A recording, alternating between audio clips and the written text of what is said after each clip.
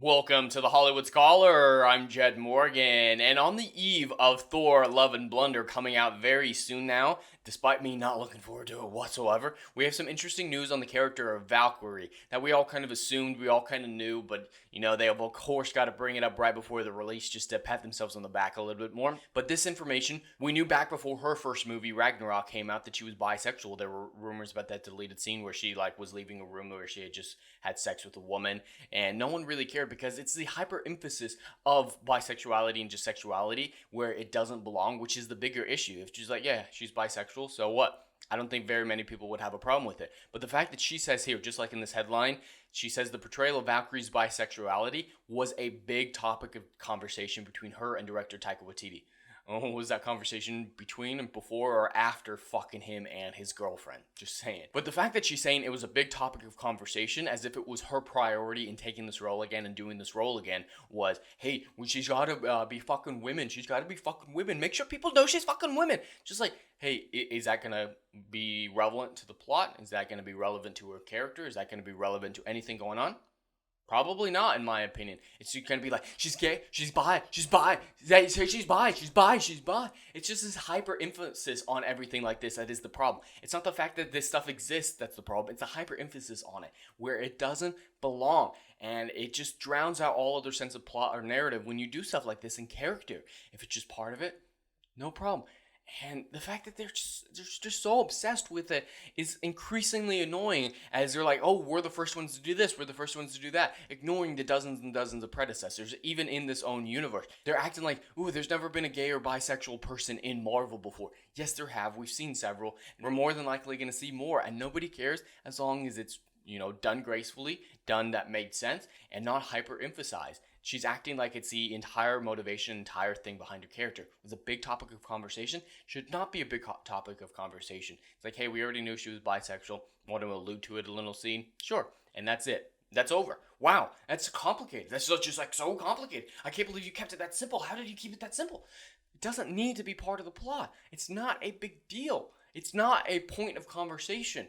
It's just this constant need to virtue signal, which is the problem. Yes, Tessa Thompson, bisexual in real life, has to reflect it in every role she does. I don't get that, but whatever. It's just ridiculous to see people like this, people in Hollywood constantly hyper-emphasizing all this type of stuff that really is annoying and is what really is driving the fans away and what is really driving down the box office. And I'm really interested to see how bad this box office will be. I imagine it'll make its money back, but I don't think it's going to be even as good as Doctor Strange. Like, the word of mouth for Doctor Strange was so bad that it couldn't even get across the billion. Opening weekend was great because of the success of Spider-Man No Way Home, and then they said those movies were connected. Weren't connected at all. After the bait and switch and the reception to Doctor Strange, I see Love and Thunder suffering heavily for it. So I'll be interested to see how much that is affected by it. And at the end of the day, stuff like this is just annoying, but doesn't really affect all that much. The movies, if it's going to have an issue, won't be necessarily because of this, but there will be people who read headlines like this and be like, again, shut the fuck up.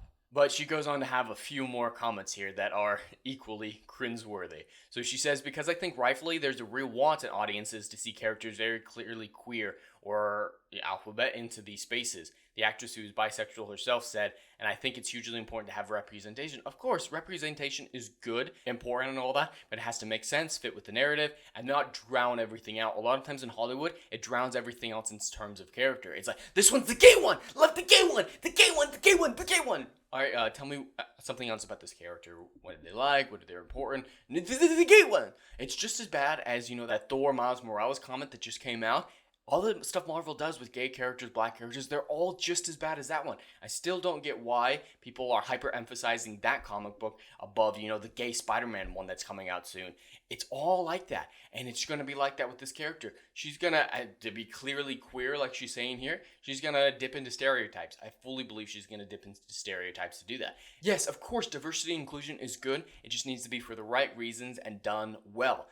We can't trust Hollywood to do either of those things correctly, and that's where the problem and the discussion therein lies. But by having that distinct, nuanced conversation, we're the bigots. That's an issue. That's an issue. Having a nuanced conversation does not make someone bigoted. When someone is not calling for less diversity, how are they bigoted?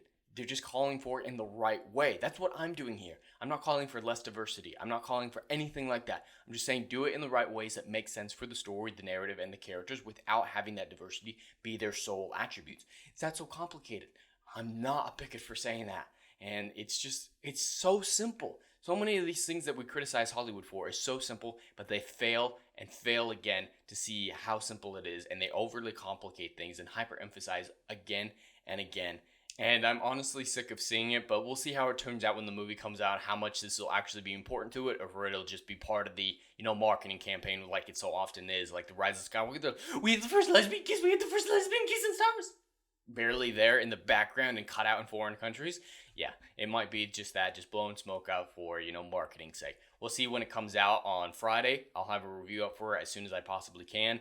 But until then, that's all I have for today. I'd love to hear your thoughts in the comments below. Please like and subscribe, and I'll see you in the next video. Anon.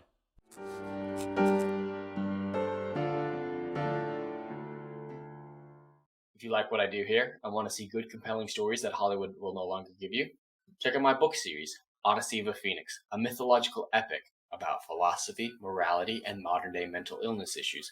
Books 1, Down in Flames, and Book 2, Apocalypse Then, currently on sale. Book 3, Kill the Dark, coming soon.